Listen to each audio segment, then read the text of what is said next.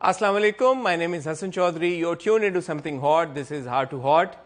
इश्क है ख़त्म हुआ लास्ट ट्यूसडे को और हमारा या आपका क्रिटिसिज्म अपनी जगह वीक ऑन एंड उसकी हर किस्त तकरीबन हर किस्त, क्योंकि मैं तो चारों किस्तें बैक टू बैक देखता था और जब भी मैं देख रहा होता था एक किस्त फिर दूसरी फिर तीसरी और फिर चौथी, चारों की चारों अक्सर ट्रेंड कर रही होती थी। सो अगर व्यूज़ की बात की जाए या रेटिंग्स की बात की जाए तो ये कहना बिल्कुल भी गलत नहीं होगा कि इश्क है is one of the most successful dramas of this year. तो मैंने सोचा कि जो इश्क है की जो सारी बेसिस है, जो प्रेमिस है, उसके ऊपर बात करनी ज़रूरी है ताकि समझा जाए कि ऑडियंसेस को किस तरह का कंटेंट पसंद आ रहा है और जिनने वो कंटेंट लिखा ऐसा कैसे हो सकता है कि फिर हम उनसे बात ना करें और उनका पॉइंट ऑफ व्यू ना लें।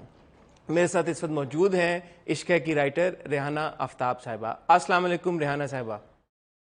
बस सलाम सर। कैसी हैं आप? अल्हम्दुलिल्लाह बखैर, आप सुनाए कैसे? अल्हम्दुलिल्लाह मैं भी ठीक हूँ। आपको बहुत मुबारक हो। जैसे मैं अभी इंट्रो में बता रहा था कि Ishq Hai has emerged to be one of the most successful dramas in terms of views. कैसा महसूस कर रही हैं आप?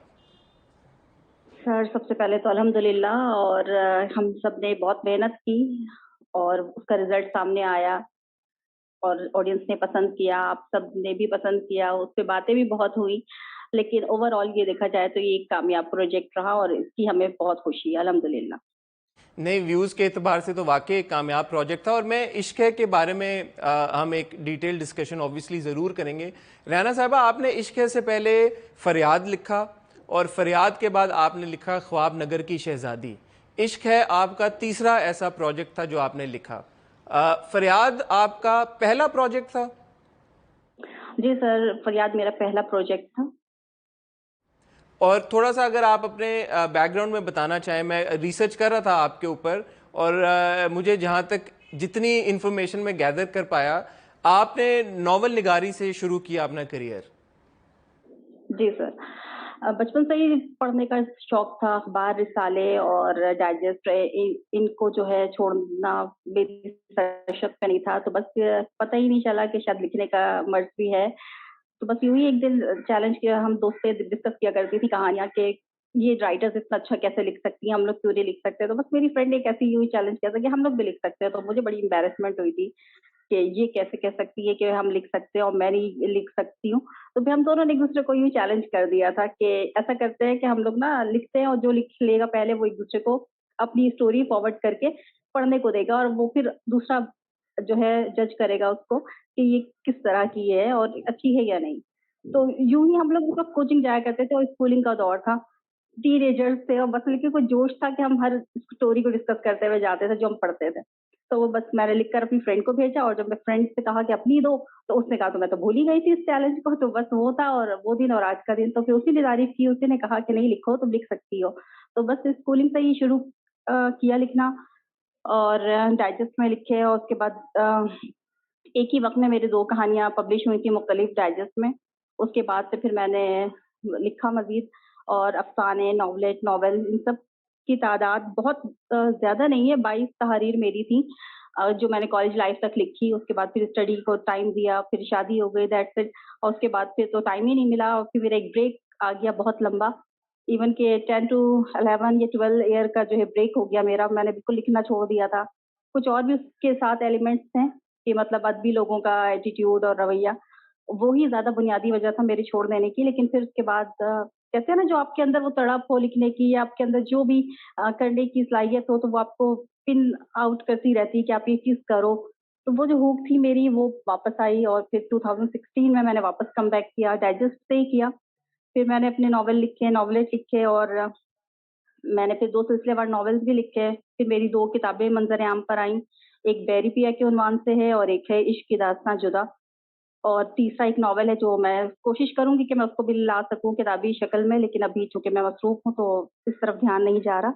उसके बाद फिर मैंने हाँ, ये नेक्स्ट लेवल को अपना फरियाद दिया था।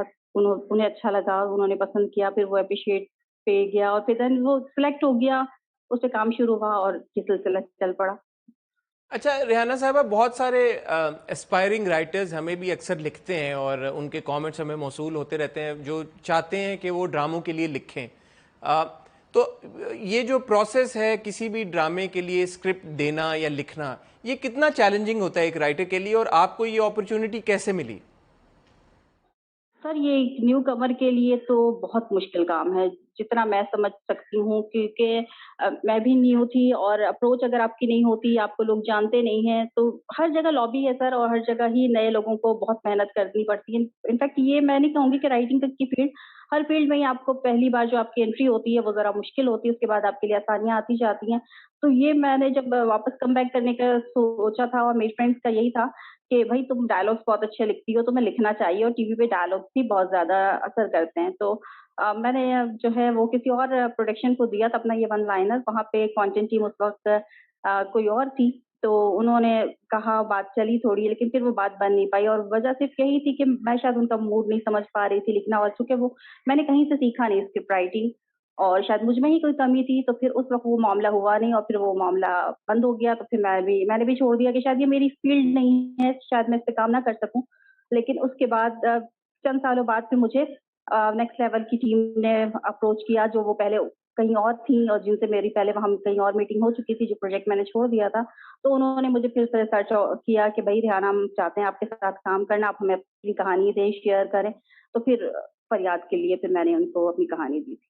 तो नेक्स्ट लेवल एंटरटेनमेंट, जो कि समीना हुमायूं सईद और सना शाहनवाज साहिबा का प्रोडक्शन हाउस है, उन्होंने आपको ब्रेक दिया पहला। फरियाद ऑब्वियसली उन्हीं का प्रोडक्शन था, तो उन्होंने आपको खुद रीच आउट किया आपके नॉवेल्स पढ़ के, या आपने जो बता रही थी 22 तहरीरें आपने लिखी, उन्हीं की वजह से ये आपको अपॉर्चुनिटी मिली, या आपने रीच आउट किया हुआ था, या कुछ कनेक्शंस के थ्रू आपने डिफरेंट प्रोडक्शन हाउसेस को ऑलरेडी उनसे कांटेक्ट किया हुआ था? नहीं सर, मैंने किसी से कॉन्टैक्ट नहीं किया था। मैंने आपसे कहा ना कि मैंने पहले ये अपना वन लाइनर किसी और प्रोडक्शन को दिया हुआ था। वन लाइनर फरियाद का या किसी और प्ले? आप इश्क है की बात कर रही हैं, फरियाद की बात कर रही हैं? मैं आपसे बता रही हूँ कि मेरा जो हुआ था पहला, कहेंगे कि इस हवाले से तारुफ मेरा पहला हुआ था, जो मैंने पहले दिया तो वो बात नहीं बन पाई, लेकिन कंटेंट टीम को वो चीज़ बहुत पसंद आई थी। तो उस वक़्त कंटेंट टीम वहाँ पे माहरूफ हुआ करती थी, मैं उनका नाम मेंशन ज़रूर करना चाहूँगी। लेकिन फिर माहरूफ को बहुत पसंद आया था, लेकिन वो बात बन नहीं पाई थी चैनल के साथ, तो फिर वो मामला जब वहाँ पे अटक गया, तो फिर माहरूफ ने जॉइन कर लिया था नेक्स्ट लेवल, और फिर माहरूफ ने मुझे सर्च किया, मुझे अप्रोच किया कि भई हमें नेक्स्ट लेवल के लिए कहानी चाहिए, आप अपनी कहानी दें। तो वो जो रेहाना साहबा ओरिजिनली आपका वन लाइनर था, उसका क्या हुआ फिर? वो ड्रामे में तब्दील हुआ नहीं हुआ, या फरियाद आपने एक बिल्कुल नए सिरे से लिख के दिया था? सर वो वाला जो स्क्रिप्ट था, या वो वन लाइनर जो था, वो रिजेक्ट हो चुका था, उस पे तो बात नहीं कर सकते, क्योंकि वो बहुत पुराना हो चुका था। वो 2 साल पहले की बात थी। वो 2015 में इनफैक्ट वो बात चली थी, लेकिन वो फिर मामला दब गया, फिर चेंजेस आती रहती हैं, कुर्सी बदलती रहती है। तो फिर जब मारूफ ने यहाँ पे स्विच किया था, तो फिर इन्होंने मुझे अप्रोच किया कि मुझे तुम्हारा काम बहुत पसंद है, तुम अच्छा लिख सकती हो, तो मुझे तुम्हारी कहानी चाहिए। ठीक है। अच्छा मुझे बताइएगा, आपने जैसे अभी मेंशन किया कि जब आपने पहला अपना स्क्रिप्ट लिखा था और उसको एक प्रोडक्शन हाउस को पिच किया था, तो आपका तजुर्बा नहीं था स्क्रिप्ट लिखने का। तो ये फिर जो प्रोसेस है कि स्क्रिप्ट कैसे लिखा जाता है, ये आपने कैसे सीखा? सर ये मैंने मुख्तलिफ स्क्रिप्ट पढ़कर सीखा, और बहुत ज़्यादा नहीं पढ़ा मैंने। जब मेरी मीटिंग हुई, और जब डिस्कशन होती थी हमारी कि ये कहानी होगी, ऐसे होगी, और तो फिर बस यही कह सकते हैं कि बस मैंने ऑब्जर्व करके और मुशाहिदे से और टीवी देखकर और चंद एक स्क्रिप्ट पढ़कर लिखना सीखा। ये तो बड़ी ज़बरदस्त बात है, बिकॉज स्क्रिप्ट राइटिंग तो एक बड़ी वसी फील्ड है। अक्सर हम सुनते हैं और बहुत लोग बहुत साल लगा देते हैं सीखने में, पढ़ने में, और फिर जाके वो लिखना शुरू करते हैं। लेकिन माशाल्लाह आपने खुद ही सीख के और इश्क है जैसा बड़ा ब्लॉकबस्टर ड्रामा भी हमें दे दिया। ये तो वाकई कमाल की बात है रेहाना साहबा। अल्हम्दुलिल्लाह सर, कहते हैं कि बस वही कि सीखने का अमल, जिसके अंदर जितनी तड़प होती है वो शायद उतनी जल्दी कैच कर लेता है। तो चूंकि मेरा लिखना तो एक क्रेज था मेरे लिए स्कूलिंग लाइफ से, तो बस वो फिर चीजें बीच में जब स्टॉप हो गई थी, तो वो हुक जो होती है कि आपके आगे बहुत तेजी से आप बढ़ना, आपने जितना मिस कर दिया अपने एब्सेंस में, वो आपको लगता है कि आपको बहुत तेजी से फिर आगे बढ़ना है। तो शायद यही एक वजह है जो अल्हम्दुलिल्लाह अल्हम्दुलिल्लाह के 3 बैक टू बैक मेरे सीरियल आए, और अल्हम्दुलिल्लाह तीनों ही अच्छे चैनल्स पे चलकर लोगों की तवज्जो हासिल कर सके, और लोगों को याद रहा कि कोई रेहाना आफ्ताब भी आई हैं। नहीं वाकई में मेरे ख्याल में याद भी रहा और भूलेंगे भी नहीं। इश्क है के बाद। फरियाद के बारे में भी बहुत सी बातें ऑफ कोर्स करने को हैं, हमने उसको बड़े क्लोजली फॉलो किया, रिव्यू भी किया, लेकिन आज की जो हमारी नशिस्त है वो बिलखसूस इश्क है के बारे में है, अभी रिसेंटली ख़त्म हुआ। मुझे ये बताएं कि इश्क है की जर्नी कैसे शुरू हुई, कहाँ से शुरू हुई? सर, उन दिनों मैं फरियाद और ख्वाब नगर की शहजादी पे काम कर रही थी, जहाँ पे फिर मुझे मज़ीद अप्रोच किया गया मुख्तलिफ प्रोडक्शन हाउस की तरफ से। एक और प्रोजेक्ट पे मैं काम कर रही हूँ जो इसी दौर का है, लेकिन वो भी मुकम्मल नहीं हुआ। और उसी दौरान फिर मुझे बिग बैंग ने अप्रोच किया था। बिग बैंग से कॉल आई थी कि रेहाना, हम आपके साथ काम करना चाहते हैं, आप अपनी स्टोरी हमसे शेयर करें। तो मैंने फिर अपनी स्टोरी उनसे शेयर की थी और जो जल्द ही ये चैनल अप्रूव भी हो गई, प्रोडक्शन को भी पसंद आ गई थी।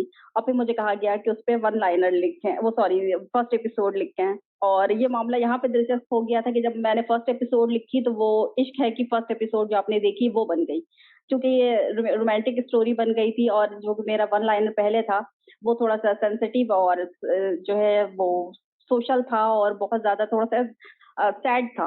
लेकिन स्टोरी फर्स्ट एपिसोड बहुत रोमांटिक हो गई थी। जब वो चैनल गई और फिर मुझे कॉल आई मीटिंग की चैनल से और प्रोडक्शन से कि आए मीटिंग के लिए, तो फिर जब गए तो फिर वहां पे यही एक सवाल मेरे पास नालायक स्टूडेंट की तरह था कि रेहाना, स्टोरी तो कुछ और है, आपने फर्स्ट एपिसोड बहुत रोमांटिक लिख दी, क्यों?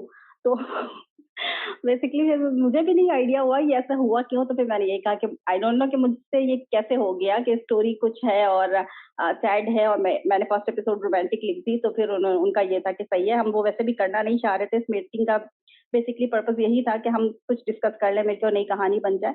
लेकिन आपने जो स्टोरी लिखी है तो अब आप ये करें कि जो वन लाइन पहले हमने सिलेक्ट किया था वो अब हम उस पर काम नहीं करेंगे। आपने इस एपिसोड के अकॉर्डिंग अपने नई कहानी बनानी है, हमसे प्रूव करवाएंगे और फिर उसके बाद सेकंड एपिसोड में आप इसके साथ ही लिखना शुरू करते हैं। तो बस सर ये साथ ही वाकया है जो इश्क है वजूद में आया। अच्छा, आपने बड़ी एक इंटरेस्टिंग बात की, आपको बिग बैंग ने रीच आउट किया और ऑफ कोर्स तब तक फरियाद ऑन एयर आ चुका था, ख्वाब नगर की शहजादी भी चल चुका था। सर, जब मुझे चैनल ने अप्रोच किया तो मैं ऑनेस्टली स्पीकिंग आपसे कहूंगी कि मेरा उस वक्त कोई ड्रामा ऑन एयर नहीं था। किसने रीच आउट किया जब? मैं कह रही हूँ कि जब मुझे बिग बैंग ने रीच आउट किया या फिर मजीद और प्रोडक्शंस ने किया, तो उस वक्त तक मेरे पास मेरा कोई भी जो है प्रोजेक्ट ऑन एयर नहीं था। बस मेरे स्क्रिप्ट की पसंदीदगी बहुत ज्यादा लोगों तक पहुंच गई थी। क्योंकि जाहिर अंदर काम करने वाले लोग होते हैं, प्रोडक्शन टू प्रोडक्शन लोगों की एक दूसरे से जो है वो मुलाकात होती रहती है, तो एक दूसरे से पसंदीदगी और नापसंदीदगी का ग्राफ चेंज होता रहता है। वो कहते हैं ना कि एक दूसरे से आप शेयर करते रहते हो। तो फिर यही हवाला मेरे लिए बड़ा अच्छा रहा कि मेरी चीजें ऑन ईयर आने से पहले ही मुझे मजीद प्रोजेक्ट मिल गए थे। उस वक्त फरियाद भी नहीं ऑन ईयर आया था, लेकिन मुझे इश्क है उस वक्त मिल चुका था कि भाई हमने आपके स्क्रिप्ट की बड़ी तारीफ सुनी है और हमें आपसे काम करना है। ये तो बड़ी इंटरेस्टिंग बात है। और अच्छा, फिर बिग बैंग ने जब आपको रीच आउट किया और ऑब्वियसली फरियाद नेक्स्ट लेवल के पास था, ख्वाब नगर की शहजादी का स्क्रिप्ट भी फ्लोट हो चुका था, तो प्रोडक्शन हाउसेज आप बता रही हैं, मैं सॉरी ये सवाल इसलिए पूछ रहा हूँ क्योंकि मुझे भी बड़ी क्यूरोसिटी है और हमारे व्यूवर्स को भी बड़ी क्यूरोसिटी है कि ड्रामा एक्चुअली वजूद में आता कैसे है और जो स्क्रिप्टिंग का प्रोसेस है ये होता कैसे है। तो ये तो बड़ी आपने मज़े की बात बताई कि आपके जो स्क्रिप्ट ऑलरेडी मार्केट में फ्लोट कर रहे थे उनकी इतनी अच्छी रिपोर्ट, जो आम अल्फाज में हम कहते हैं, मिल रही थी दूसरे प्रोडक्शन हाउसेज को कि उन्होंने खुद ही आपको रीच आउट करना शुरू कर दिया।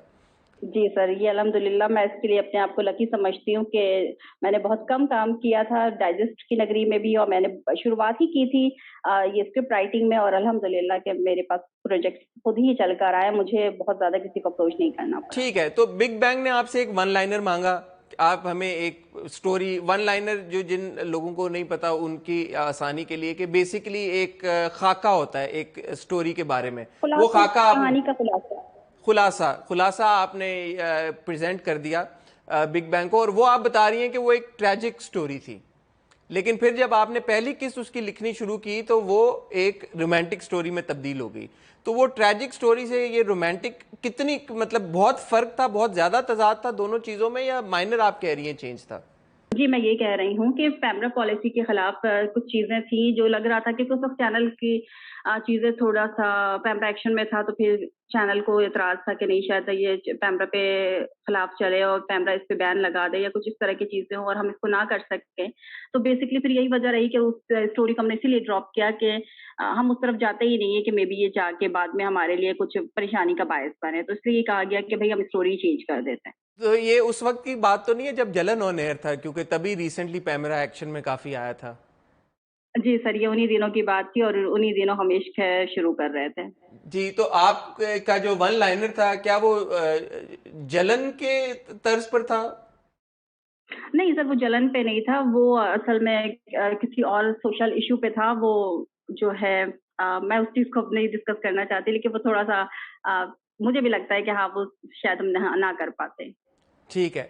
तो फिर जब मूविंग फॉरवर्ड आपने पहली किस्त लिखी और जब आपकी मीटिंग हुई बिग बैंग और ARY वालों के साथ, उनको ऑब्वियसली पसंद आई पहली किस्त, उन्होंने आपको बोला दूसरी किस्त भी लिखें।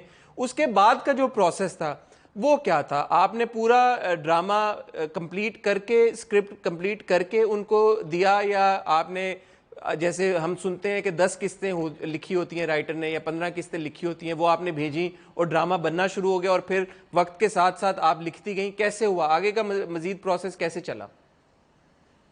सर, अगर मैं बहुत क्लियरली आपको बताना चाहूँगी आम ऑडियंस को भी और जो इस फ़ील्ड में आना चाहते हैं उनको भी कि भई जो लोग ये समझते हैं कि बस कोई राइटर को मकबूतुल हवास शख्सियत है, उसने जो लिख दिया, जो अच्छा है, बुरा है, वो लिख दिया और वो हम स्क्रीन पे देख रहे हैं, तो ऐसा नहीं होता। और मेरे काम करने का अंदाज़ भी यही कि मैं 10 किस्तें या 15 किस्तों पे बिलीव बिल्कुल नहीं करती हूँ। मुझे ये होता है कि मुझे एपिसोड टू एपिसोड फीडबैक चाहिए होता है, ताकि फिर मैं आगे की कहानी उसी हवाले से ले चलूँ। क्योंकि 10 किस्तें लिख लें, 15 लिख लें, उसके बाद से फिर हम जब उसपे एडिट पे जाते हैं, तो फिर बहुत मसला होता है कि फिर सारी चीज़ों को उधेड़ना, फिर से बुनना। तो मेरी कोशिश होती है कि मैं एपिसोड टू एपिसोड काम करूँ और इस हवाले से प्रोडक्शन और चैनल का हमेशा मेरे साथ ताउन रहा और मैंने हर एपिसोड पे काम किया और हर एपिसोड पे जब हम काम करते हैं, तो फिर ये होता है कि उस प्रोडक्शन और चैनल दोनों की अप्रूवल लाज़मन होती है। उसके अलावा कोई भी चीज़ ऐसे ऑन एयर नहीं आ सकती जब तक कि कंटेंट टीम उसको ओके ना करे और हर चैनल पे, हर प्रोडक्शन हाउस में कंटेंट टीम बैठी हुई है, जो राइटर से कम्युनिकेट करती है, राइटर के आइडियाज़ लेती है और राइटर्स आगे किस तरह कहानी को लेके चल रही हैं, ये बाकायदा हम लोग डिस्कस करते हैं। तो इस तरह नहीं हो सकता कि हमारी नज़रों से कोई चीज़ रह जाती है या फिर ये होता है कि राइटर ने अगर कोई चीज़ मिस कर दी तो किसी और के ज़हन से भी निकल गई, ऐसा नहीं होता। हम लोग बाकायदा एक चेक एंड बैलेंस के साथ पूरा स्क्रिप्ट लेकर चलते हैं। तो आप एक किस्त लिखती थी, वो आप प्रोडक्शन हाउस और चैनल को भेजती थी, वहां से फिर फीडबैक आता था, वो आप इनकॉर्पोरेट करती थी, फिर आप दूसरी किस्त लिखती थी, फिर भेजती थी। तो ये तो बड़ा लंबा प्रोसेस होगा फिर, है ना? जी सर, ये लंबा प्रोसेस तो है, लेकिन अगर फीडबैक आपको बहुत जल्दी मिल जाए, तो मैं ये कहूँगी कि अल्हम्दुलिल्लाह हमने लोगों का भी मैंने सुना है 3 साल में एक प्रोजेक्ट खत्म हुआ, 4 साल में एक प्रोजेक्ट खत्म हुआ, लेकिन अल्हम्दुलिल्लाह मेरा बिग बैंग के साथ बहुत अच्छा एक्सपीरियंस रहा और बिग बैंग ने मुझे हमने सिर्फ़ 8 महीनों में ये स्क्रिप्ट मुकम्मल किया और उस दौरान मेरा ख़्याल है वो चौथे या 5वें महीने पे ही हम थे जब ये शूट पर भी जा चुका था और मैं उस वक़्त 5th या 6th एपिसोड पे थी और हम मुझे आ गया कि भई जी कास्टिंग हो गई है, रेहाना अब स्पीड अप करें। तो बस फिर वो साथ-साथ शूट भी चलती रही, साथ-साथ हमने अपना प्रोजेक्ट भी मुकम्मल कर लिया अल्हम्दुलिल्लाह। अच्छा, आपने कितनी किस्तें लिखी थी ओरिजिनली, या जहन में थी? सर ओरिजिनली तो जो इसकी है वो 26 थी, जो स्क्रीन पे 37 के शक्ल में निकल कर आई है। 37 आई है जी। गालिबन शुरू में डबल एपिसोड नहीं थी, या 4 नहीं चल रही थी, बट ये तो शुरू दिन से बल्कि डबल एपिसोड चल रहा है। जी सर, ये तो डबल एपिसोड ही चल रहा है लेकिन एडिटिंग में चीज़ें इतनी हैं और सर डायरेक्टर का कमाल है जो इन्होंने इतने एपिसोड निकाल लिए और अच्छे निकले अल्हम्दुलिल्लाह। 26 किस्तें आपने लिखी और मैं तो आई थिंक इसकी 24 डबल एपिसोड चली है। इसकी मैथ इतना मुश्किल है इश्क है कि करना, मैं कल बैठ के कर भी रहा था, फिर भी मैं एग्जैक्ट नंबर ऑफ एपिसोड्स नहीं डिटरमिन कर पाया कि इसकी चली कितनी किस्तें। एक्स्ट्रा 12 किस्तें निकली है ना? एक्स्ट्रा 12 किस्तें निकली हैं, जी। क्योंकि जो पार्ट 1 और पार्ट 2 होता था वो भी एसेंशियली तो एक किस्त होती थी, राइट? हाँ, कह सकते हैं लेकिन नहीं कभी ये होता है कि एक एपिसोड से आपके 1.5 एपिसोड निकल आते हैं, इस तरह भी हो जाता है क्योंकि सीन की तवालत पे डिपेंड करता है, सीन के मूड पे डिपेंड करता है और फिर ओएसटी पे भी बहुत डिपेंड करता है, तो फिर हमें वो चीज़ें भी देखनी पड़ती है कि एपिसोड टू एपिसोड कभी अक्सर ऑन एयर नहीं हो पाता, ठीक फ्रीज़ है, हमारे हिल जाते हैं। ठीक है। अच्छा, जब आप फीडबैक आपको मिल रहा था चैनल और प्रोडक्शन हाउस की तरफ से, तो वो कितना चेंजेस आपने किए ओरिजिनल जो आपके दिमाग में एक थॉट थी इश्क है को लेके? ज्यादा चेंजेस थे या कम? जो ज्यादातर जो आपने भेजा वो अप्रूव होता गया? सर कुछ एपिसोड्स में ये भी रहा कि जो मैं भेजती रही वो अप्रूव होता रहा, कुछ में चैनल्स की भी बहुत ज़्यादा रही और प्रोडक्शन हाउस के भी कि नहीं हमें ये चीज़ें डालनी हैं जो व्यूअर्स को हुक करे। तो वो भी तब्दीलियाँ हुई हैं और इवन कि मैं कहूँगी कि इसका इख्तिताम भी कुछ और कहा गया था मुझे, लेकिन मैंने कहा नहीं, मैंने इसकी हैप्पी एंडिंग करनी है और मेरा ख़्याल है एक बहुत शाज़ेब के लिए बहुत ज़्यादा अब हो गया है कि उसको इतनी सज़ा नहीं मिलनी चाहिए कि अब वो उसको सैड एंड हम दें। तो अल्हम्दुलिल्लाह लेकिन लोगों ने इसका जो है एंड बहुत पसंद किया और उस पे अभी बीच में भी जब मेरी बात हुई थी चैनल से तो सबने मुझे यही कहा, रियाना आपने एंड चेंज करवा दिया, मेरा ख्याल इसका सैड एंड ज़्यादा अच्छा रहता। तो मैंने यही कहा कि अब तो हो गया, अब क्या कर सकते हैं। लेकिन जब एंड को लोगों ने अप्रिशिएट किया तो अल्हम्दुलिल्लाह मैं सुरखरू हुई कि मैंने जो फैसला लिया था वो ठीक रहा। चलें, अब शाहजेब का आपने जिक्र किया, अब हम असल स्टोरी की तरफ भी आ जाएं। आई थिंक प्रोसेस मोर और लेस लोगों को समझ आ ही गया होगा कि एक स्क्रिप्ट कैसे ड्रामे की शक्ल में शक्ल तक पहुंचता है और ड्रामे में कैसे तब्दील होता है। मुझे ये बताएं रिहाना साहिबा, जब आप इश्क है के किरदारों को कंसीव कर रही थी तो कोई इंस्पिरेशन थी आपके पास या बस आपने एक दिन लिखना शुरू किया और सब खुद ब खुद होता चला गया? सर मैंने बताया कि जैसे फर्स्ट एपिसोड से मैंने पूरा वन लाइनर तैयार किया, तो जो मेरे पास ज़हन में टिप्स थी, मैंने उसके अकॉर्डिंग ही ये काम किया क्योंकि शाहज़ेब का कैरेक्टर उसी वक़्त एस्टैब्लिश हो गया था फर्स्ट एपिसोड से ही कि बहुत जुनूनी, बहुत हाइपर एक लवर है और वो वैसे अपनी लाइफ़ में बड़ा बैलेंस्ड है, लेकिन वो बस इसरा के मामले में बड़ा जो है सेंसिटिव है, जुनूनी है, उसको बस उसकी खुशी उसके लिए सब कुछ है। तो इस हवाले से और चूँकि मेरा लिखने का हवाला भी यही रहा कि मेरे हीरोज़ ऐसी अग्रेसिव और इस तरह के नॉवेलेट में भी रहे हैं, नॉवेल्स में भी रहे हैं, तो मेरे लिए कुछ इतना मुश्किल नहीं था एज़ सच और अल्लाह का शुक्र है हो गया। आपने अभी एक टर्म टर्म इस्तेमाल की कि आपके हीरो एग्रेसिव रहे हैं, नॉवल में भी रहे हैं। क्या आपको लगता है सही मानों में कि शाहजेब एक हीरो था? सर अगर देखें कि वो मैंने आपसे कहा ना कि वो वैसे बड़ा बैलेंस्ड इंसान था, लेकिन जो बैलेंस उसकी लाइफ से आउट है वो इसरा की वजह से हुआ। लेकिन उसने एक गलत स्टैंड लिया, उसने इसरा को अप्रोच करने के लिए आप देखें कि उसने पूरा प्रॉपर चैनल करने की कोशिश की, अपनी वालिदा को राज़ी करना चाहा और लेकिन इस तरह की चीज़ें नहीं हुई, ना इसरा की तरफ से हुई, ना ही इसके घर से हुई। तो फिर मुझे ये जो मेरा मैसेज था इस इश्क है के हवाले से मैं ये कहूँगी कि मेरा जो पैगाम था वो मैंने अपनी तौर से बिल्कुल सही दिया कि वालिदैन फ़ोर्स मैरिज के लिए राज़ी क्यों करते हैं बच्चों को, उनकी पसंद क्यों नहीं एक्सेप्ट करते। अभी हमारे यहाँ एक कॉन्सेप्ट है कि भाई अमीर लड़का है, गरीब लड़की है, वालिदैन नहीं मानेंगे। ये हमारी सोसाइटी का आम इश्यू है, हर घर की कहानी कि नहीं अभी सोसाइटी में क्या कहेगी, लड़की का बैकग्राउंड क्या है वो। इसरा का बैकग्राउंड बहुत अच्छा था, इसरा की फैमिली बहुत अच्छी थी, लेकिन उसके बावजूद भी इसरा किसी सूरत काबिल कबूल नहीं थी नफीसा के लिए। सिर्फ उनके ईगो और उनकी घमंड और उनकी जिद की वजह से कि वो बस अपनी भांजी को चाहती थी, और जबकि भांजी भी लोअर मिडिल क्लास से थी, लेकिन उस वक्त उनका क्लास मैटर नहीं करता था। उनका मैटर ये करता था कि उनकी चॉइस क्या है, उनकी जिद क्या है। वो बस अपनी पसंद बेटे पे मुसल्लत करना चाहती थी, और शाहजेब जैसा कैरेक्टर था उसने इस चीज की डिनाई किया और नहीं चाहता था वो किसी भी सूरत में इमरत से शादी करना। तो उसने वही करना था जो फिर उसने किया और करके दिखाया। जबकि इसरा जो है वो सेक्रीफाइस के लिए तैयार हो गई थी। उसकी फैमिली में भी यही था कि आपने हर कुछ करना है, हर चीज की इजाजत है, बाप भाई का सपोर्ट है, लेकिन क्या है सिर्फ पसंद की शादी की इजाजत नहीं है। जी, जो सबसे जो पहला मेजर ट्विस्ट आया शाहजेब की जिंदगी में वो यही था, या ड्रामे हम व्यूवर्स की जिंदगी में भी ड्रामा जो देख रहे थे, जब शाहजेब ने इसरा को किडनैप किया और फिर उसने ज़बरदस्ती इसरा से शादी कर ली। अब आप ये बात कह रही थी, अभी आपने ये बात की कि शाहजेब जो था वो एक बड़ा वेल बैलेंस्ड किस्म का इंसान था और जो एक ही चीज़ उसको आउट ऑफ बैलेंस करती थी वो इसरा थी। अब ये जो उसने जो कदम उठाया, ये तो कहीं से भी ऐसा कदम नहीं था कि जो शाहजेब को पोर्ट्रे करता है एज अ वेल बैलेंस्ड इंसान। मुझे याद है कि जब भी उसने ये कदम उठाया और जब हमने वो किस देखी और दानिश की अदाकारी भी उस किस में ऐसी ही थी जिससे हमें ये अंदाज़ा हुआ कि शाहजेब तो एक कंप्लीटली साइकोटिक किस्म का इंसान है जिसके अपने कंट्रोल के अंदर कोई भी इमोशन या कोई भी एक्शंस नहीं है। तो ये आप कैसे उस एक्शन को अब उस लाइन में तनाजुर में देखेंगी कि वो एक वेल बैलेंस्ड और एक जेन्युइनली अच्छा इंसान था? अच्छा इंसान सर, उसने बुराई तो किसी के साथ नहीं की थी। उसने अपनी पसंद के लिए अपनी वालिदा को राज़ी करने की मुसलसल कोशिश की, और जब नहीं हो सका और जब इस्रा की शादी होने लगी, और जबकि हारिस का कैरेक्टर है, हम उसे भी नज़रअंदाज नहीं कर सकते कि हारिस के कैरेक्टर ने किस तरह शाज़ेब को जो है वो इस अमल के लिए उकसाया। वो अपनी तस्वीरें सेंड करता था, इस्रा के साथ अपनी मायों की सेल्फीज़ सेंड कर रहा है। तो एक ऐसा लवर जो बहुत ज़्यादा क्रेज़ी है, वो बहुत उसके लिए जुनूनी है, वो बिल्कुल नहीं बर्दाश्त कर पा रहा। और ये सारे एलिमेंट थे, और जब इंसान किसी को अपनी इज्जत समझ लेता है मेरे नजदीक, तो फिर वो होता है कि वो नहीं चाहता कि वो जो जिसको अपनी इज्जत समझ चुका है, वो जिसको अपना लाइफ पार्टनर के तौर पे देख चुका है, वो किसी और के साथ उसकी शादी होने दे। नहीं तो फिर जो लाइफ पार्टनर है या जिसको वो इज्जत समझ चुका है, उसका क्या कसूर है कि वो उसको किडनैप करके ले गया, जबरदस्ती शादी भी कर ली, उसका बाप खुदकुशी करके, खुदकुशी तो नहीं करके, मतलब उसके बाप को इस मोड़ पर ला खड़ा किया कि बाप हार्ट अटैक से मर गया। तो ये तो शाहजेब का जो एक्शंस है या उनको जस्टिफाई करने की कोशिश मुझे लगा कि की गई है, जो कि बिल्कुल भी नहीं बनती थी।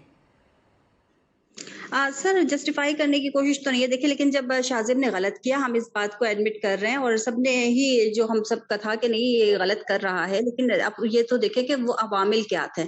उसको इस अमल तक लाने के लिए दोनों फैमिलीज का बड़ा हाथ रहा, हारिस का बड़ा हाथ रहा, इस्रा का जो है उसके लिए इंतजार ना करना, चलो उसकी फैमिली नहीं मान रही थी, वो इंतजार कर सकती थी या वो शादी से मना कर सकती थी, लेकिन उसने बाप के फैसले पे सर झुकाकर अच्छी बेटी तो बनने का फैसला कर लिया। लेकिन शाहज़ेब से ये चीजें बर्दाश्त नहीं हो रही थी कि जो हारिस चाह रहा है या उसकी फैमिली चाह रही है, वो बिल्कुल इस तरह से दस्तबरदार होना नहीं चाहता था।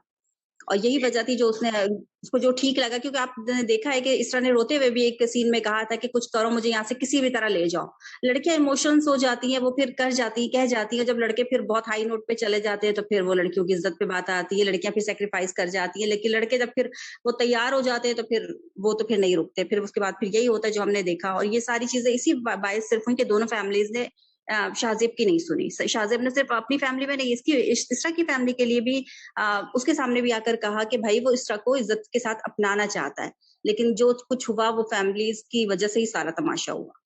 अच्छा, खुद एक औरत होने के नाते, और आपने क्योंकि ये किरदार लिखे भी और ये पूरी जो तहरीर है वो आप ही की है, मुझे ये बताइएगा कि जब इसरा जैसे किरदार के साथ ऑन स्क्रीन हम देखते हैं कि ऐसा रवैया इख्तियार किया जाता है कि जहाँ पे उसको वालदैन की तरफ से भी धुतकारा जाता है, और आपने सही कहा कि उसके पास चॉइस नहीं बची कि उसको हारिस के अलावा हारिस के साथ शादी करने के अलावा उसके पास कोई ऑप्शन नहीं था।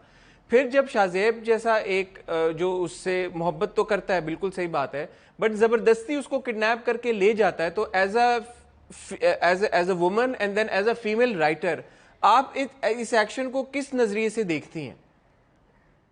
सर, मेरा जो नज़रिया था या जो मैं दिखाना चाहती थी, वो मैंने इसरा के कैरेक्टर में दिखा दिया कि एक लड़की को लाख मोहब्बत हो, लेकिन वो रिस्पेक्ट पहले चाहती है। उसका शाहज़ेब का अमल जुनून में हो गया, लेकिन इसरा ने उसको टफ टाइम दिया। इसरा ने उसको कदम-कदम पे अ, उसको पसपा होने पे मजबूर कर दिया। उसको इस लेवल तक ले गई वो कि वो खुद डाइवोर्स पेपर बनवाकर छोड़ चुका था। तो इसरा ने अपना कैरेक्टर बहुत अच्छे से निभाया, और एज़ अ वुमन मैं यही कहती हूँ कि लड़कियों का जो स्ट्रॉन्ग रोल है, वो इसरा की शक्ल में मैंने दिखाया है कि भले उससे उसको मोहब्बत थी, लेकिन वो कितनी बार जताती कि तुम्हारे इस अमल ने मुझे नफ़रत पे मजबूर कर दिया। तुमने मेरी इज़्ज़त नहीं की, मेरे बाबा चले गए। इसरा ने अपना पूरा कैरेक्टर जो है वो शाहज़ेब को टफ टाइम देते हुए एस्टेब्लिश कर लिया था कि भई एक लड़की भले वो आपसे मोहब्बत करती हो, लेकिन वो इस तरह की हरकत बिल्कुल बर्दाश्त नहीं कर सकती। ये इस बात को तो हमने भी काफ़ी अपने रिव्यूज़ में भी एक्नॉलेज किया कि इसरा के जो एक्शंस थे उससे कभी भी ये अंदाज़ा नहीं हुआ कि वो ओके थी। शाहजेब ने जो भी एक्शन लिया या उसका जो भी कदम था, उसके बाद इसरा ने बारहा उसका इजहार किया कि उसने गलत किया और उसकी वजह से जो उसके वालिद की भी डेथ हुई। बट मुझे ये बताइएगा कि अगर हम इसरा के कैरेक्टराइजेशन की तरफ आएँ, ऐसा मालूम पड़ता है कि जो भी हमारे ड्रामों में लीड फीमेल कैरेक्टर होता है, मेजॉरिटी ड्रामों में वो एक सप्रेस्ड खातून ही होती है। अब आपने इसरा को इतनी जो थी सलाहियत तो दे दी कि उसने शाहजेब के साथ इजहार अपना कर दिया कि जो भी हुआ वो ज्यादती हुई, बट हर तरफ से पिसी इसरा ही। बाप का रवैया, माँ का रवैया, भाई का रवैया, इसरा की वालदा का रवैया, फिर ऑफ कोर्स इसरा की जो निमरा का जो किरदार था उसका रवैया, समीरा का रवैया, हर एक का रवैया इसरा की तरफ नेगेटिव ही था। आपने क्यों ऐसा और फिर नेहा जो कि इसरा की भाभी थी, आपने ये क्यों महसूस किया कि इसरा को इन सारे टॉक्सिक कैरेक्टर्स के साथ सराउंड करना कहानी को आगे ले जाने के लिए ज़रूरी था? सर, हमारे यहाँ हमारी सोसाइटी में या हमारे घरों में यही एक चीज होती है कि सियासत और साजिश, औरत ही औरत की दुश्मन है और इस तरह की चीजें ही हमारे जो है व्यूवर्स को अट्रैक्ट करता है।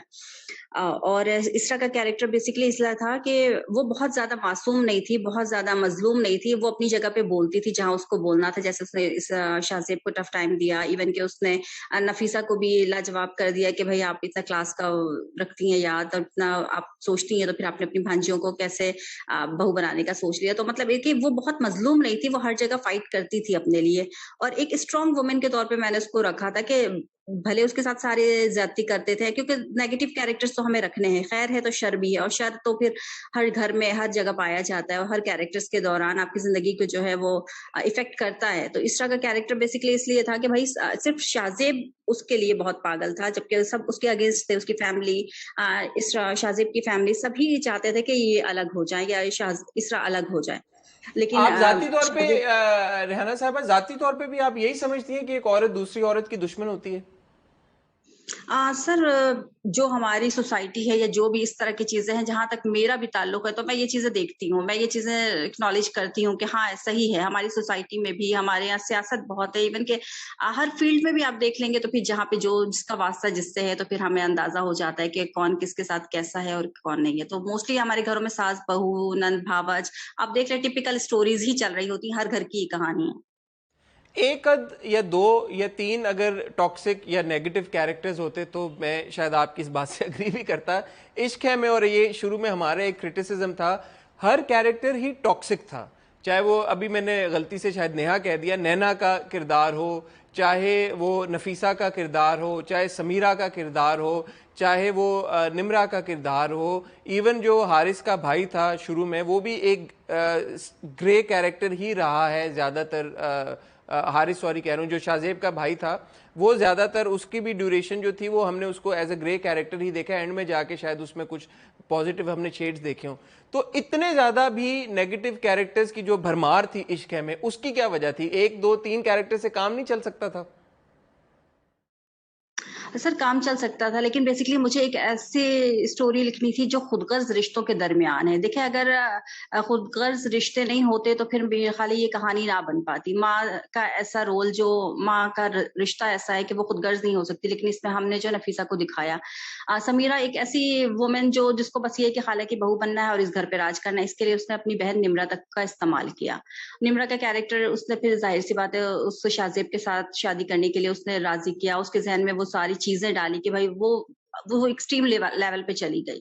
सेकेंडली रजा का भी कैरेक्टर आप देखेंगे तो रजा भी जो है बहुत अपने भाई के साथ सिंसियर कभी नहीं रहा। उसने भाई के साथ बदतमीजी तक की, इवन के उसके ऑफिस जाकर धमकी तक दे दी कि हमारा रिश्ता खत्म हो जाएगा अगर नहीं हुआ तो शादी मेरी समीरा के साथ। लेकिन ये हुआ कि फिर जब शादी उसकी हो गई समीरा के साथ, तो वो सडनली चेंज हो गया। तो ये सेल्फिश कैरेक्टर्स थे। और रही नैना की बात, तो नैना के साथ तो थोड़ी ज्यादती भी हुई, क्योंकि जाहिर एक ऐसी लड़की जो सिर्फ शादी के लिए ही होता है कि भाई शादी हमारी बहुत अच्छी हो और सब कुछ अच्छा हो, लेकिन उसकी शादी के साथ ही इस तरह के सारे मामलात जुड़े हुए थे, तो उसको एक तरह से बिल्कुल हो गया था। वो उससे खाइफ हो गई थी और उसके अगेंस्ट ही काम करती थी, उसके अगेंस्ट ही बोलती थी। उस बेचारी ने उसके साथ किया तो खैर कुछ भी नहीं इस तरह के साथ, लेकिन वो बस जुबानी कलामी तल्ख कलामी करती रहती थी उसके साथ। आपने नैना के किरदार का जिक्र किया।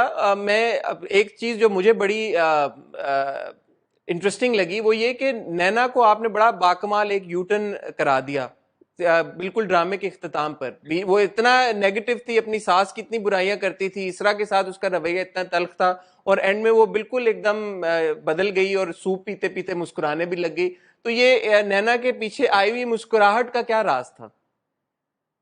नहीं सर, ऐसा नहीं है बिल्कुल कि हमने नैना को यू टर्न करते हुए दिखाया। असल इशू ये है कि देखिए, जब हम लिखते हैं तो वो पेपर में कुछ होता है और फिर जब वो डायरेक्शन की तरफ जाता है तो डायरेक्टर साहब को भी कुछ चीजें हो सकती है, कुछ चीजें पसंद ना आ रही हो या कुछ चीजें एडिट में निकल गई हो।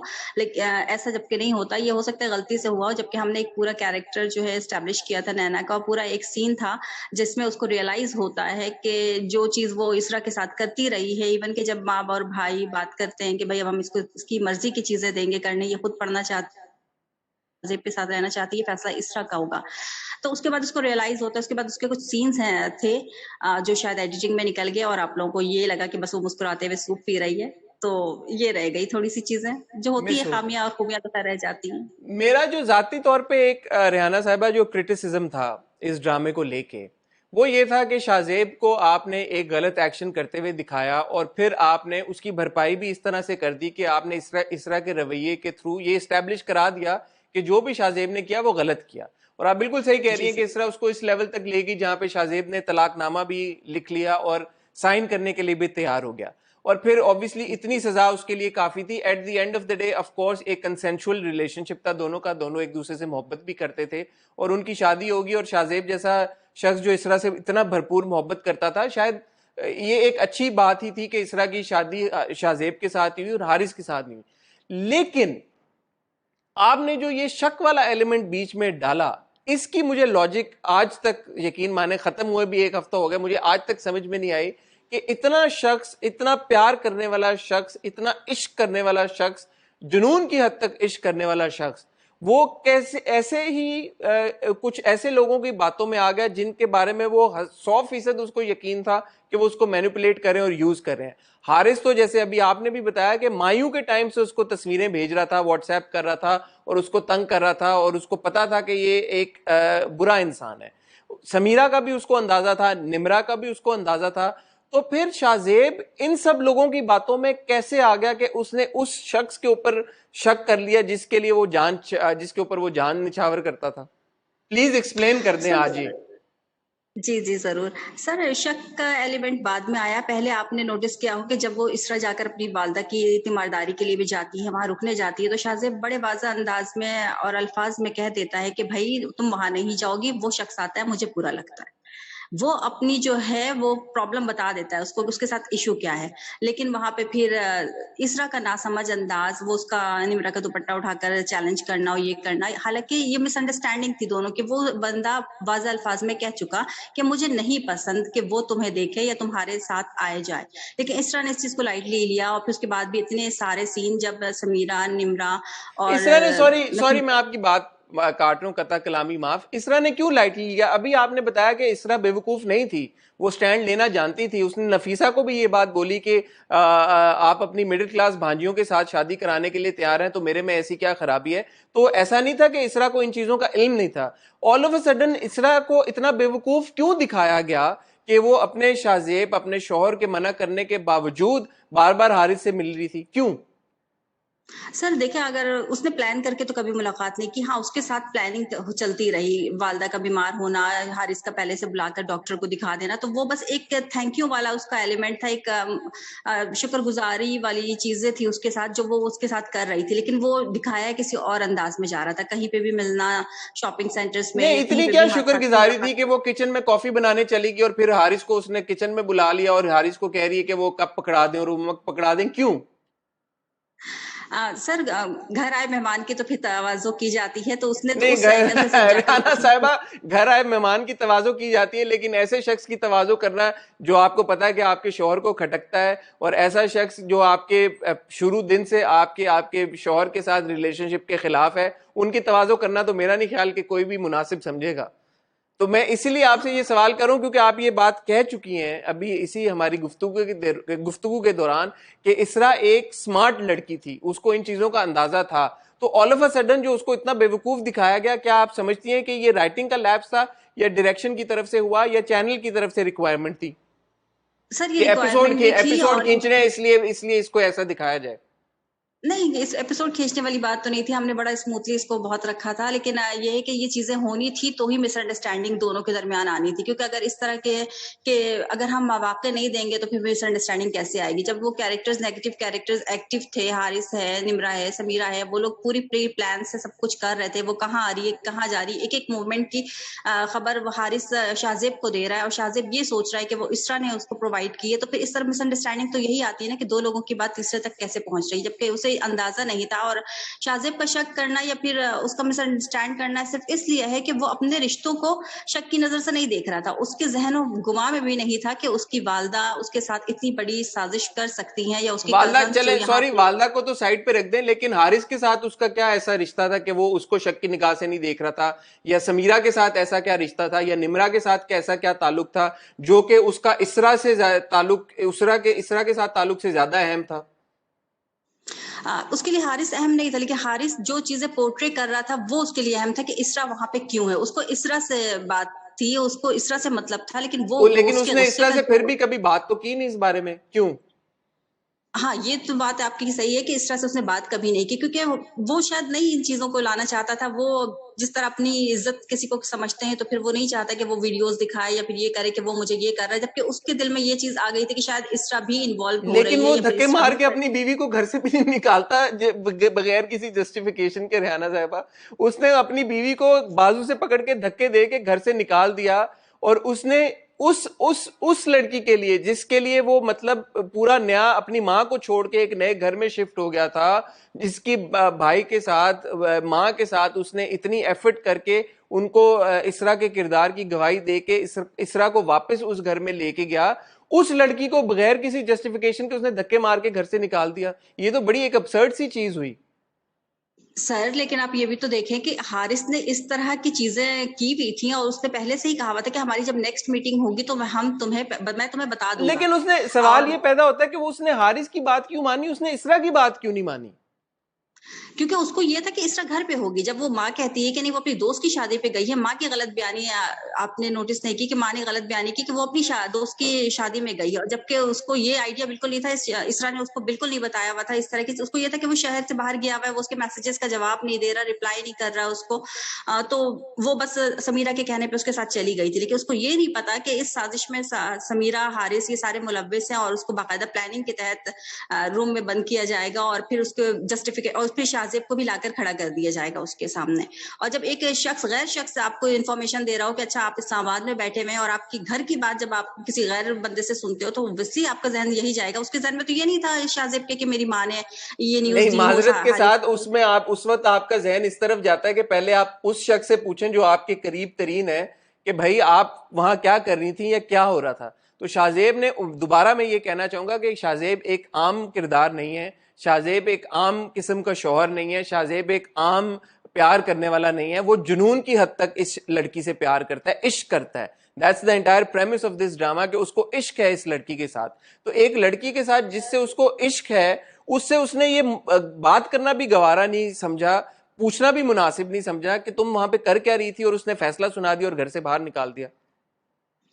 जी सर, जिस एक्सट्रीम लेवल का इश्क होता है, फिर उसी एक्सट्रीम लेवल की एक्सपेक्टेशंस भी होती है। वो बिल्कुल एक्सपेक्ट नहीं कर रहा था कि जो हारिस ने उसको बताया है या जो वो दिखाना चाहता है वो वही मंजर देखेगा। तो बस एक उसके जो क्या कहेंगे कि उसके मिजाज के खिलाफ ये जो चीज हुई है, तो फिर वो बिल्कुल एक्सपेक्ट नहीं कर पाया। वो जो उसने रिएक्ट किया वो यही कि बस वो इसरा के साथ नहीं रहना चाहता था, दैट्स इट। के और वो और कुछ नहीं कहना चाहता था, वो उस पर इल्जाम नहीं लगाना चाहता था, और ना ही उसने कभी इसरा से सवाल किए। जब इसरा ने अपनी सफाई देने की भी कोशिश की, तो उसने बहुत हार्श लैंग्वेज में कहा था कि भाई मुझे सारी चीजें मत याद दिलाओ कि मैं अपनी जान ले लूंगी, तुम्हारी जान दे दूं।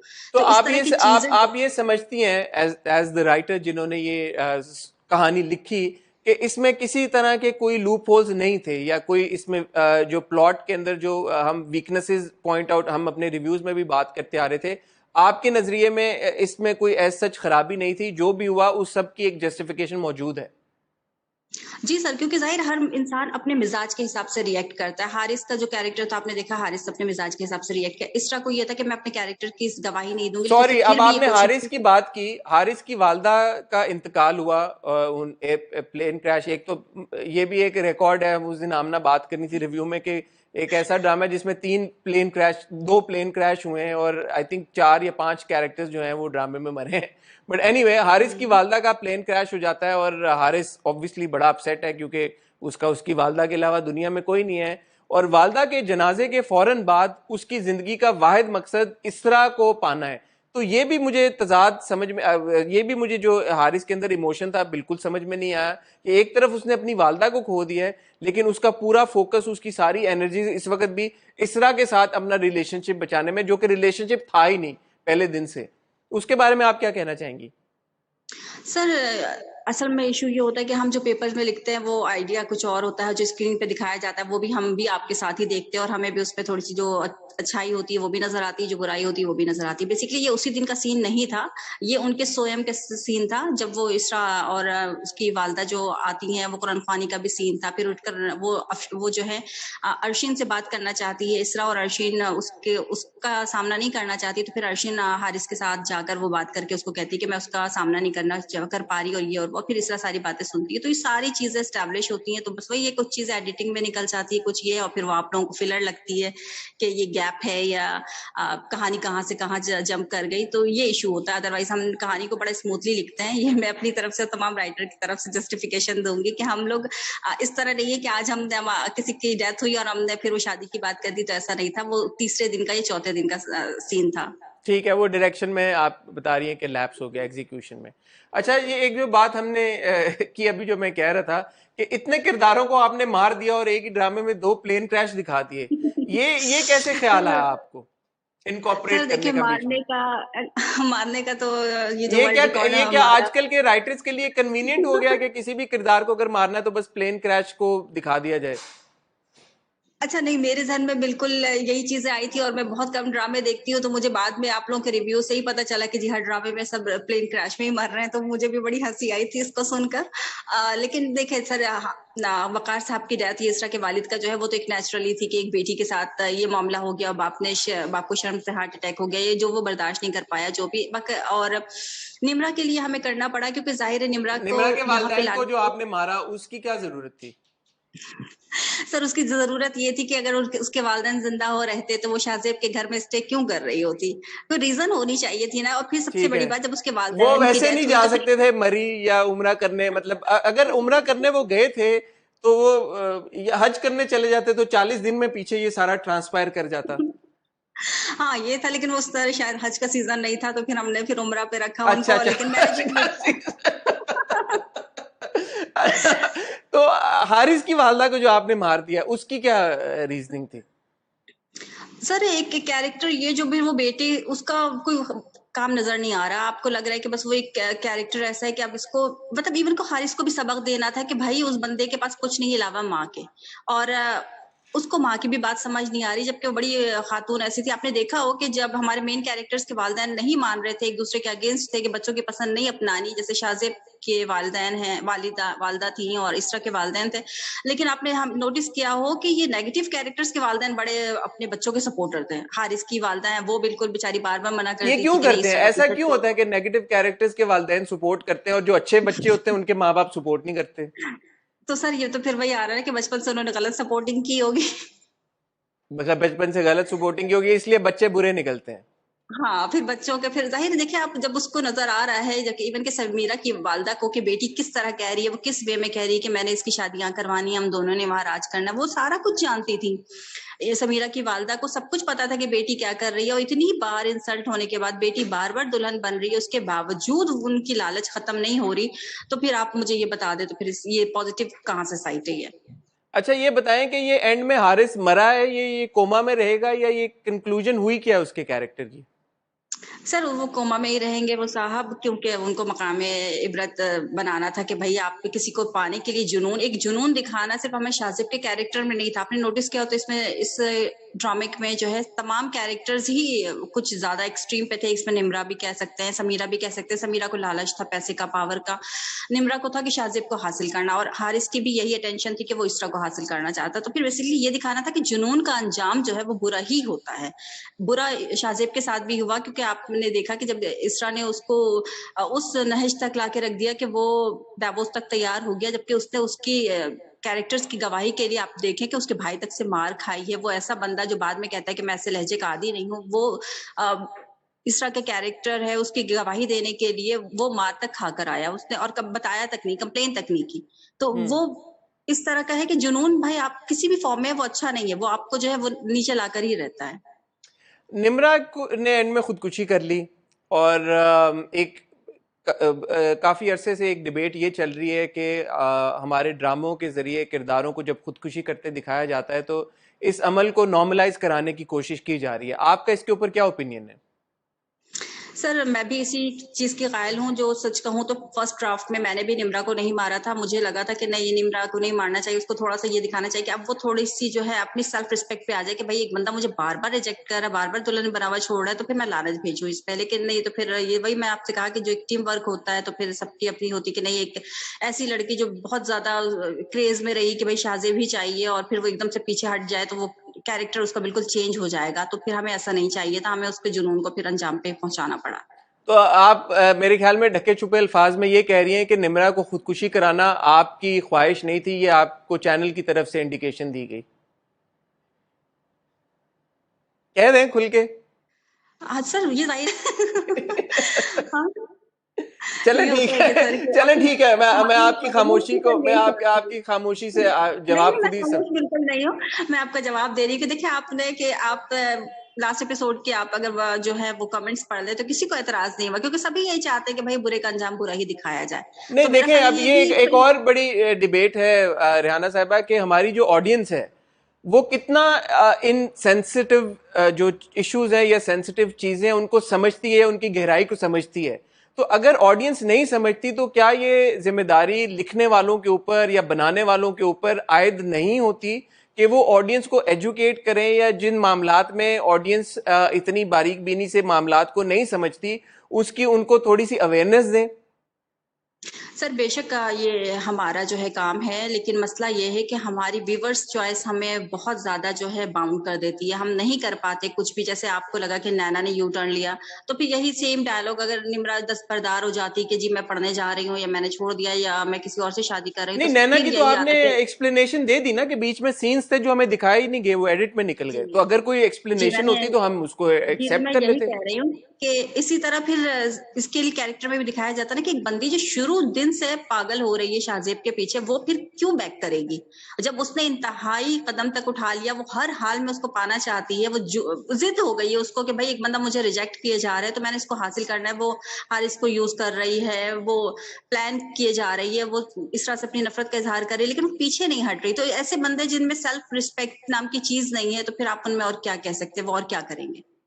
हमने भी, और कुछ मैं अपने हमारे व्यूअर्स के कमेंट्स देख रहा था, उन्होंने हमसफर का भी जिक्र किया और उन्होंने कंपेयर किया, क्योंकि एक ट्रैक तो था। बहरहाल हमसफर में भी जो लीड कैरेक्टर है, मेल कैरेक्टर, वो शक करता है अपनी बीवी के ऊपर। यहाँ पे भी शक वाली बात हुई। तो कहीं ना कहीं हमसफर की इंस्पिरेशन थी आपके जहन में? सर हम सब देखते तो सारा कुछ है, लेकिन सच इंस्पिरेशन ये कि मैंने बिल्कुल उसको देखकर लिखा हो तो ऐसा कुछ भी नहीं है। हाँ, वो मेरा भी एक फेवरेट ड्रामा रहा है कि जब एक अरसे बाद स्क्रीन पे जो है ड्रामे देखना शुरू हुए थे हम सब, तो फिर मेरा भी था, मैंने भी देखा। लेकिन इतना नहीं कि मैंने मुझे रखा, क्योंकि उसके कैरेक्टर्स बहुत कम थे उसमें, आप देखें। और हमारे यहाँ तो कैरेक्टर्स की भरमार थी, नेगेटिव कैरेक्टर्स बहुत थे, जबकि वहां पे सिर्फ जो है एक अतिका ओडो साहबा ही नेगेटिव रोल में थी। अदरवाइज एक हाँ वो नवीन वकार भी थी, जो उनका भी था यही खुदकुशी का एलिमेंट। तो ऐसा कुछ नहीं था। तभी मैंने चाहा था कि मैं जो है थोड़ा सा अलग करने के लिए इसको सुसाइड ना करवाऊं, लेकिन एट द एंड वही हुआ जो फिर सबकी मुश्तरका राय थी। अब इसका ख़त्म हो चुका, और व्यूज़ तो किसी से ढके छुपे नहीं है। अब बहुत बड़ी तादाद में लोगों ने देखा।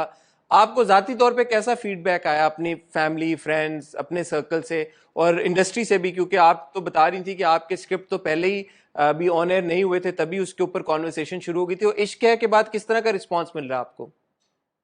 सर अल्हम्दुलिल्लाह बहुत अच्छा रिस्पांस मिल रहा है। सभी बहुत सराह रहे हैं, फैमिली, फ्रेंड्स, और इवन के जो लोग मेरे सर्कल में थे और जो बहुत थोड़े से नक चढ़े थे कि हमारे पास अच्छे ड्रामे नहीं है, वो कहते हैं मैं मेरे टॉप 5 ड्रामे में अब इसकी भी एंट्री हो गई है। तो मेरे लिए तो फिर बड़े एजाज की बात है कि वो कहते हैं कि क्योंकि कुछ चीजें सीखने को भी है जो आप सीख सकते हैं। मसला हमारा ये है कि हम बस टॉक्सिक चीजों को याद करते हैं और फिर हम उन्हीं में ही उलझे रहते हैं। शाज़ेब ने ये क्या आपने ये चीज नोटिस नहीं की इसमें मैसेज क्या है कि एक वालिदैन की गलत हरकत ने बच्चों को किस तरह गलत हरकत पे मजबूर किया। और फिर शाज़ेब के कैरेक्टर में भी है कि जब आपको पता है कि भाई आपकी फैमिली नहीं मान रही, आपकी वालदा इस तरह इगोइस्टिक है, तो फिर आप ये करो कि भाई बैक कर जाओ, ना कि आप किसी इसरा को इस दोराहे पे ला खड़ा करो कि इतनी जिंदगियां तबाह हो और आप भी तमाशा बन जाओ। तो बेसिकली अगर मेरा जो मैसेज था वो था। अगर आप मुड़ के देखें इन हाइंडसाइट, क्या कोई ऐसी चीज है जो आप तब्दील करना चाहती हो इश्क है में, या जैसे वो चला आप बिल्कुल खुश हैं उससे? नहीं, अल्लाह का शुक्र है सर, जो चल चुका वो तो बस चल गया, बस एक बार ही लिखते हैं और कहते हैं बस वो रकम हो जाती है चीजें, तो बस अल्हम्दुलिल्लाह जो हो गया बस हो गया। बस आप मैं लेकिन बताना ये चाहेंगे, चाहूंगी आपने कि बताया कि आपके ऊपर प्रेशर था कि इसका एंड चेंज करें, तो वो एंड किस तरह का होता अगर आप प्रेशर में आ जाती तो? हाँ, नहीं प्रेशर तो नहीं, बस वो हमारी डिस्कशन थी कि इसका एंड जो सैड हमने रखना है और शाहजेब डिजर्व नहीं करता इसरा को अगेन। तो मेरा ये था कि भाई उस बंदे को जो चीजें दिखाई गई, और सबसे ज्यादा शॉकिंग इंसान के लिए वो होता है कि वो बिल्कुल एक्सपेक्ट नहीं करता कि उसके इंतहाई करीब लोग उसके खिलाफ साजिश करेंगे। और एक बेटा या एक बेटी कभी भी ये चीज अंडरस्टैंड नहीं कर सकती, उनके माइंड में ये चीज नहीं आती कि मेरी वालदा मेरे खिलाफ साजिश करेंगी। तो जब वो पता चलता है उसको कि उसके खिलाफ किस तरह घर से ही साजिश की जा रही थी, वो तो सिर्फ हारिस उसके सामने था और उसे लग रहा था कि हारिस ही है और हारिस करवा रहा है जो भी है, लेकिन जब आई एम उसको पता सॉरी, मैं चलता है तो दोबारा फिर आपसे डिसएग्री करूंगा इस मोड़ पर, क्योंकि खाली वालदा ने ये साजिश नहीं की थी, और ये साजिश ऑर्केस्ट्रेट भी समीरा ने की थी, और समीरा जी से सर, ये ये साजिश समीरा शुरू की हुई सब, थी। निम्रा उसका लेकिन पार्ट थी, वालदा एक बहुत इंपॉर्टेंट पार्ट थी, बट बहरहाल एक छोटा पार्ट थी। अगर आप मुकाबला करें हारिस से, निम्रा से और समीरा से, तो बहरहाल शाहजेब का इनकी बातों में आ जाना अभी भी मेरे लिए honestly speaking it does not make any sense कि उसने नहीं सर मेरे लिए इसरा के ऊपर उनको फौकियत दी। नहीं, मैं ये कहूंगी कि उसके नजदीक समीरा और निम्रा की तो कोई बात ही नहीं थी। जब उसको सब कुछ पता चलता है तो उसने ना ही समीरा से कोई बात की ना ही निम्रा को कुछ कहा, क्योंकि उसके लिए क्यों वो नहीं लोग की? मैटर कि नहीं देखिए, करते। उसको शक तो था निम्रा पे पहले दिन से कि निम्रा उस पागलपन की हद तक उसको चाहती है, और वो हर तरह उसने तो निम्रा को धक्के मारते हुए और ऑलमोस्ट मारते हुए भी देखा है इसरा को। तो why would he believe Nimra over Isra, या why would he believe Sameera over Isra? जब एक वो सीन आया जब रेस्टोरेंट में मिलते हैं और समीरा उसको कहती है उसके सामने इसरा को कि इसरा, मैंने तो तुम्हें कॉल करके यहाँ पे नहीं बुलाया, तो शाहजेब वहां पे निम्रा का हाथ पकड़ के चला जाता है और बोलता है कि मैं निम्रा से अब शादी करने जा रहा हूं। उसने इसरा से एक बार भी उसको ऐसा नहीं एहसास हुआ कि मैं इसरा पे यकीन कर लूं, या इसरा से पूछ ही लूं, या इसरा उसको फोन कॉल ही दिखा दे कि ये देखो मुझे अभी समीरा ने कॉल की थी। लूप होल्स तो थे ना, आप कह रही है कि लूप होल्स नहीं थे या वीकनेसेस नहीं थी, लेकिन ये सब लूप होल्स नहीं है तो और क्या है रेहाना जी? सर ये अगर ट्रू फॉल्स नहीं है तो फिर शायद ड्रामा ना चले, क्योंकि अगर इस तरह हम सारे लॉजिक्स दिखा देंगे और इस तरह ने अगर वहां पे ही फोन दिखा दे रहा था तो फिर मुझे बताया तो फिर कहानी कहाँ से मैं चलेगी। हम ये एग्जैक्टली सब चीजें मेरा रखनी पड़ती पहले हैं, मकसद यही ये था सब कि चीजें बहुत रखनी ड्रामों में पड़ती बहुत हैं, ये सारी सब चीजें चीजें, हमें जानबूझ के जी, तो हमें ये सब ड्रामों चीजें में बहुत जानबूझ के सारी रखनी चीजें पड़ती ऐसी की जाती हैं और जानबूझ के की जाती हैं जी जो कि सिर्फ स्टोरी को आगे लेके चलें। तो जी इसलिए जी इसीलिए मैं बिल्कुल। मेरा कॉन्वर्सेशन जब मैं अभी आपसे बात कर रहा था, मेरा पॉइंट यही था कि इनको फिर डिफेंड भी ना करें ना, ये तो फिर इसलिए डाली जाती हैं चीजें बीच में कि कहानी को बस आगे चलाना है।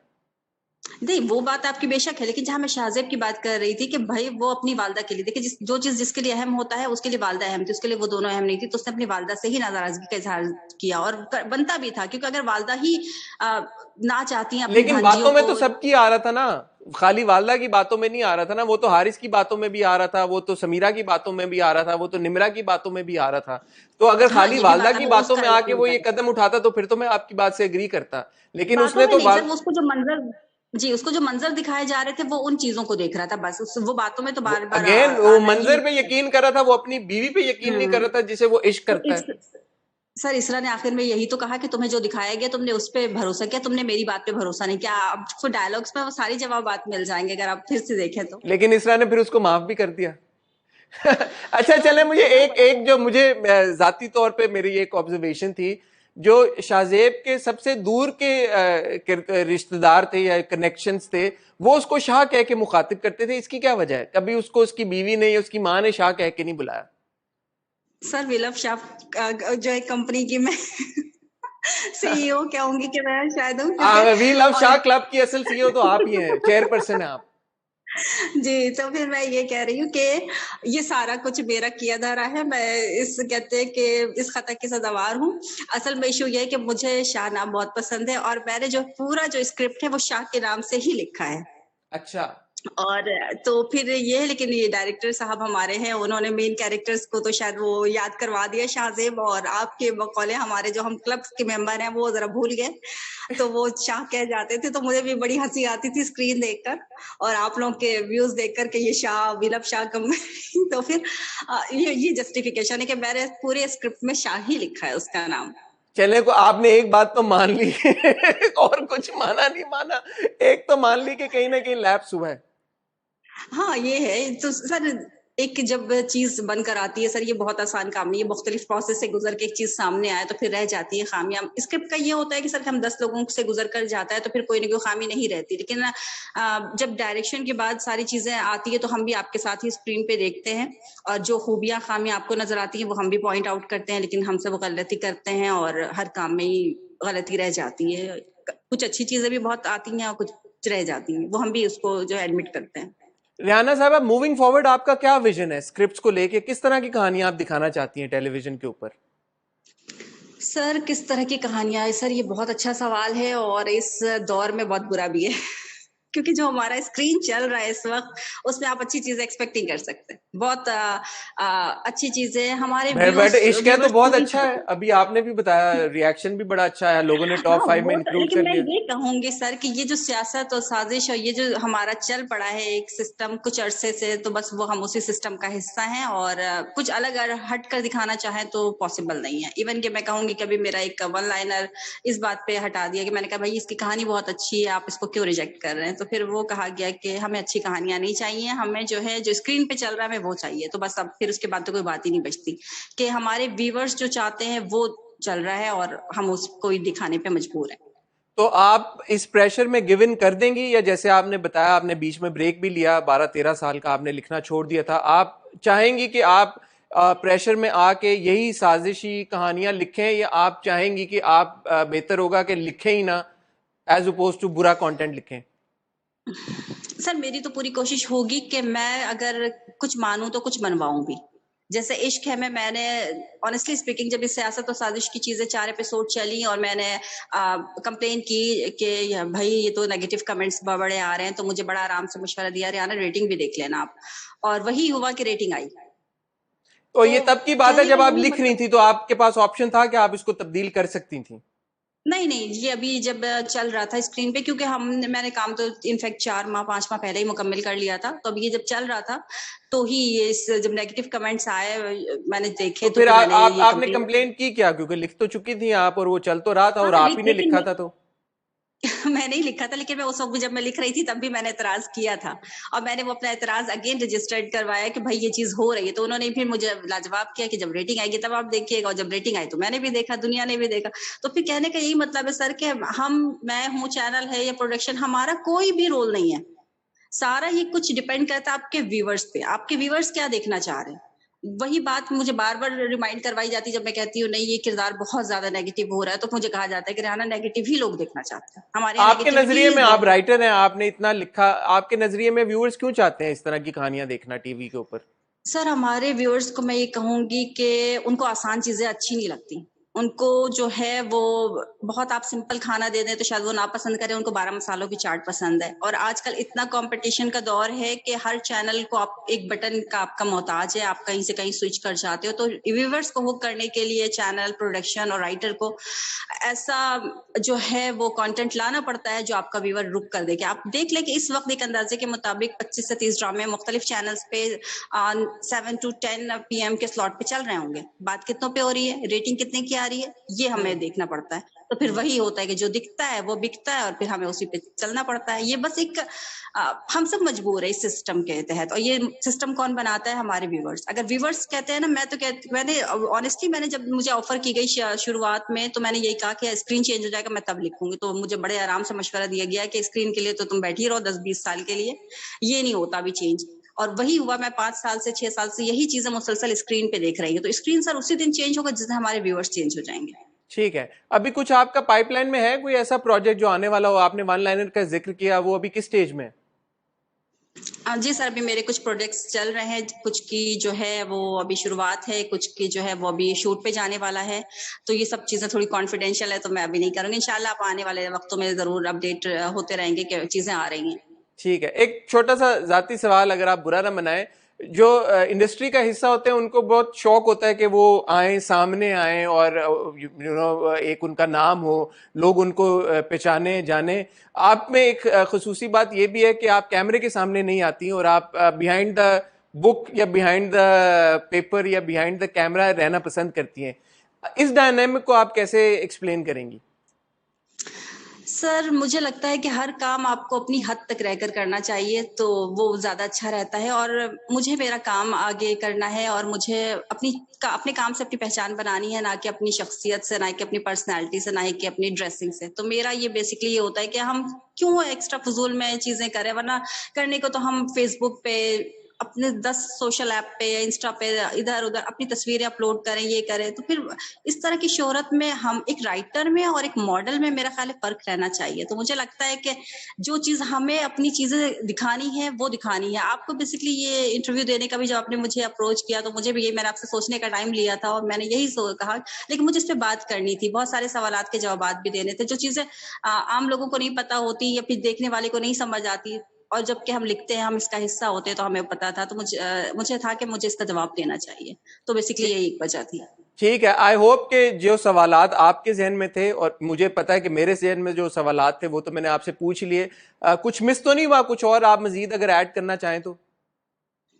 नहीं सर, कुछ मिस तो नहीं हुआ। जो सवालात आपके थे या जो आप मज़ीद करना चाहें तो फिर आप देख लें। अगर आपको लगता है कि हाँ, कहीं पे भी अभी और कुछ है जिससे डिस्कस करना है, तो फिर मैं जवाब के लिए तैयार हूँ।